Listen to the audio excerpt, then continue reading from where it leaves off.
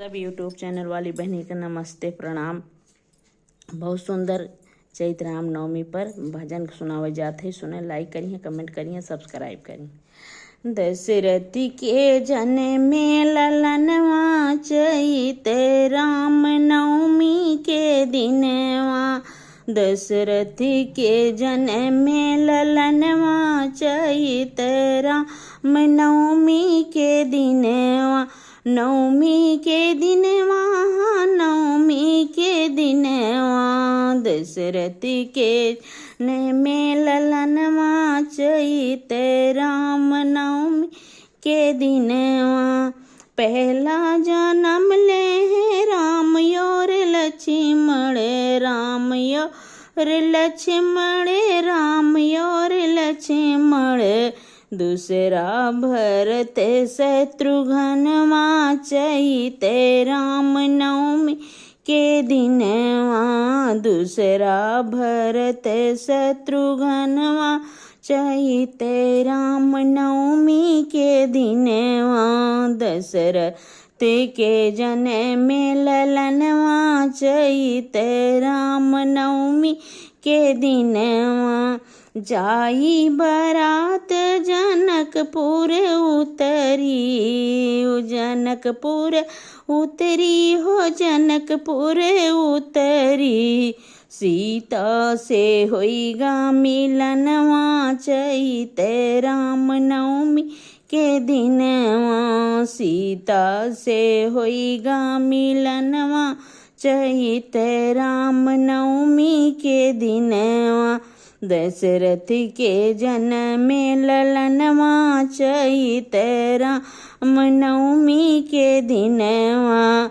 जब राम लक्ष्मण अयोध्या को गईले, अयोध्या को गईले, अयोध्या को गईले।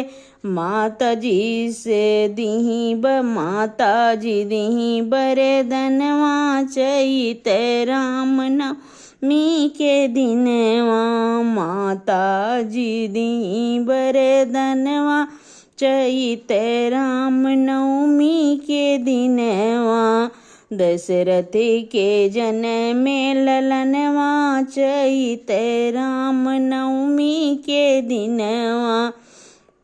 वरदान पाए घर से निकल गए, घर से निकल गए, घर से निकल गए। झेले कष्ट वय बनवा चैत राम नवमी के दिनवा। झेले कष्ट वय बनवा चैत राम नवमी के दिनवा। दशरथी के जन्मे ललनवा चैत राम नवमी के दिनवा।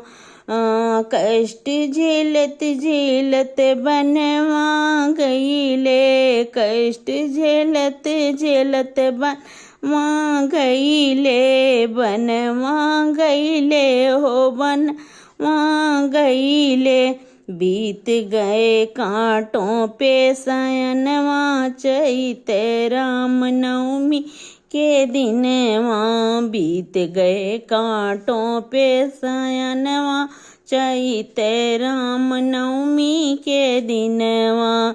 दशरथी के जन्मे ललनवा चैत राम नवमी के दिनवा। नवमी के दिनवा, नवमी के दिनवा। दशरथी के जन्मे ललनवा चैत राम नवमी के दिनवा।